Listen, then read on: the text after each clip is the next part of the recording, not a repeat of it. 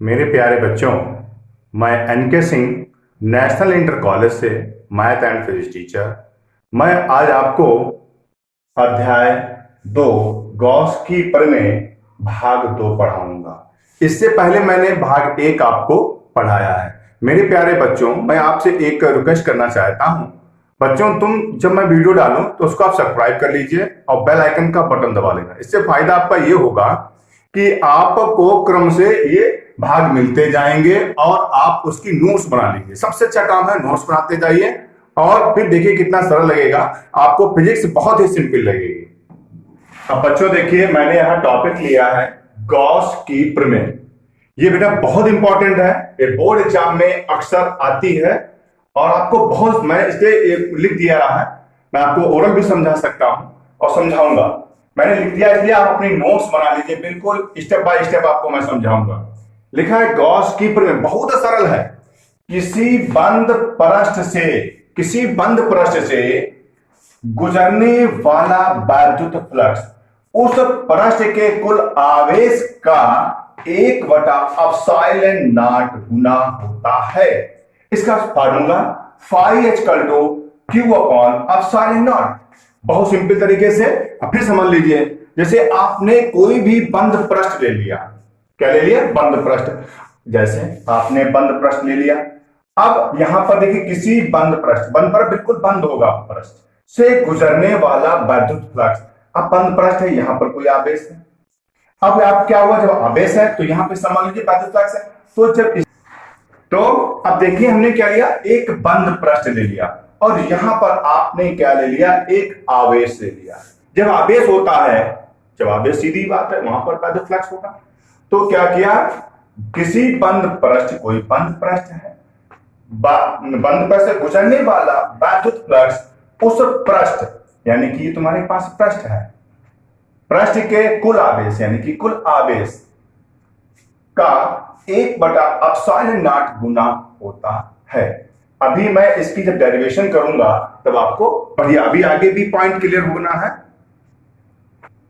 अब बच्चों उसी के आगे आपको समझना है। देखिए ये एक चित्र है, इसी को आप समझिए। यहां पर जो यहां पर लिखा गया है वही यहां पर आया है, जो मैंने यहां पर बनाया वो सारे पॉइंट यहां है।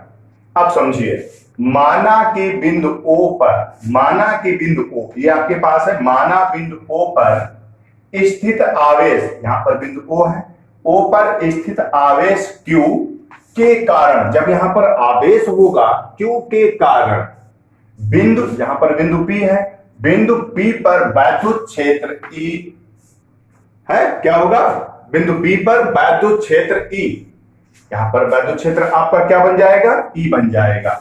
जहां पर जब आवेश होगा तो वहां पर सीधी सी बात है वैद्युत क्षेत्र तो उत्पन्न होना है। तो यहां पर आपका बिंदु P पर वैद्युत क्षेत्र जो है वो उत्पन्न होता है। और जो यहां पर OP जो एक दिशा टाइप की है, तो OP के अनुदिश है, यानी कि ये जो बिंदु है OP के अनुदिश है।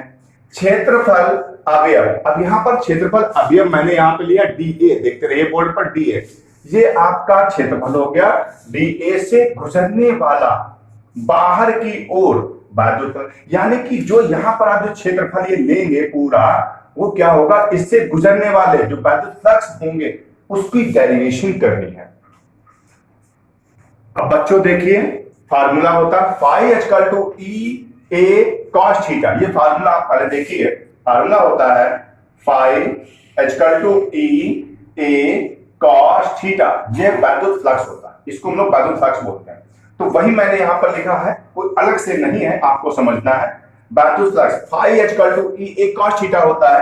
अब ध्यान से देखिए, फाई इक्वल टू ई, देखिए फाई ई ए, ये तो अगर कोण है तो आप वहां पर थीटा प्रयोग कर दें। मैंने यहां पर क्या किया है, अब देखिए direction d phi E equal to vector E dot vector जो तुम्हारे पास है वेक्टर क्षेत्रफल, जो डी ए जो है यहां पर वेक्टर क्षेत्रफल है।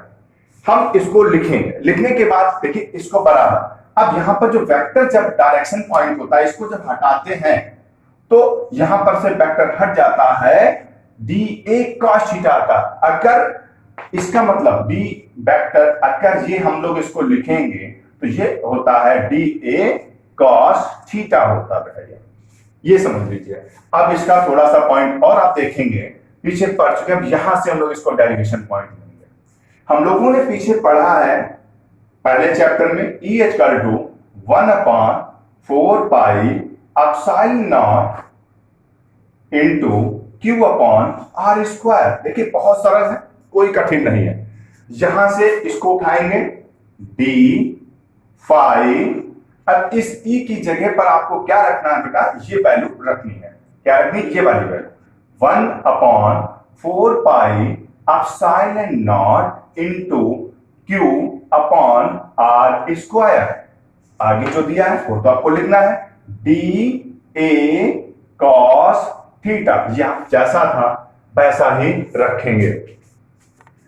बच्चों चूंकि हमारे पास बोर्ड छोटा है, थोड़ी प्रॉब्लम आ रही है, आगे चल के हो सकता है प्रॉब्लम से दूर हो जाए। अब देखिए डी, अब आपने पॉइंट लिख लिया, अब बोर्ड पर ध्यान से आपको देखना है, हमारे जब पॉइंट सर के इन पॉइंट को आप समझना होगा। ये जो वैल्यू होती है ये वाली, ये मैंने यहां से यहां तक की जो वैल्यू ली है, ये जो वैल्यू होगी वो किसकी है वही आपको समझना है। अब हम लोग यहां पर देखिए, ये पास दो लाइंस आपको समझनी है, d A cos theta upon R square. बच्चों ये डी ओमेगा होता है, क्या होता है, डी ओमेगा। और डी ओमेगा क्या था, आपने पीछे पढ़ा था, ये स्टेरेडियन होता है। क्या होता है, स्टेरेडियन। इसी में ही आप अगर चाहेंगे पॉइंट को और क्लियर करेंगे, स्टेरेडियन यानी कि डी ओमेगा इक्वल टू 4 पाई होता है। That point clear. अब हम लोग कहां से शुरू करते हैं, ये पॉइंट हमारा लेना है, जो पूरा पॉइंट। अब देखिए डी हटाएंगे, सीधा सीधा हम लोग पाई ले लेंगे, पॉइंट आएगा equal to 1/4 pi epsilon naught. अच्छा अब देखिए जो मैंने सर्कुलेटिंग बढ़ा रहा हूं, ये आपका Q हो गया। ये जो वैल्यू थी ये बेटा किसकी थी, डी ओमेगा की वैल्यू थी। एक लाइन और आप देखिए गॉस पेपर में, जो कि बोर्ड एग्जाम में 3 या 4 नंबर की आती है, तो बिल्कुल क्लियर। आप देखिए 1/4 pi epsilon naught into Q। अब देखिए ये स्टेरेडियन है, ये किसके बराबर होता है, 4 पाई। अब देखिए 4 पाई कैंसिल, आपकी जो प्रूफ डेरिवेट थी वो क्या था, 1 अपॉन यानी कि Q upon epsilon not. Clear. अब देखो बच्चों, आवेश का पृष्ठघन दूसरा टॉपिक है, ये भी इंपॉर्टेंट है। यदि इसको देखिए मैंने बोर्ड पे लिख दिया है आपको समझ आने के लिए, यदि कोई आवेश किसी पृष्ठ के क्षेत्रफल पर एक समान रूप से वितरित होता है, वितरित का मतलब होता है प्रसारित किया जाता है, जैसे तो चलना होता है, कुछ प्रसार किया तो उसको वितरित बोलते हैं, होता है, तो उस पृष्ठ के एकांक क्षेत्रफल पर लगने वाला आवेश पृष्ठ का आवेश घनत्व कहलाता है। इसका सूत्र जो है वो आपके पास sigma equal to Q upon है। इसका जो मात्रक होता है वो आपका मात्रक कूलाम प्रति मीटर स्क्वायर, इसका मात्रक हुआ। दूसरी भाषा में, सरल भाषा में, जो इस सूत्र के अनुसार, मैंने आपको शुरू में ही बताया था जब फिजिक्स क्लास प्रारंभ की थी, हम फिजिक्स के सूत्र के आधार पर ही परिभाषा बनाने में सक्षम है और आपको सीखना है। देखिए इस सूत्र के हिसाब चलेंगे, किसी पृष्ठ पर लगने वाला आवेश, किसी पृष्ठ पर लगने वाला आवेश तथा पृष्ठ के क्षेत्रफल के अनुपात, देखिए के अनुपात को आवेश का पृष्ठ घनत्व कहते हैं। आप इससे भी परिभाषा सूत्र से बना है और ये आपके पास इसका मात्रक है।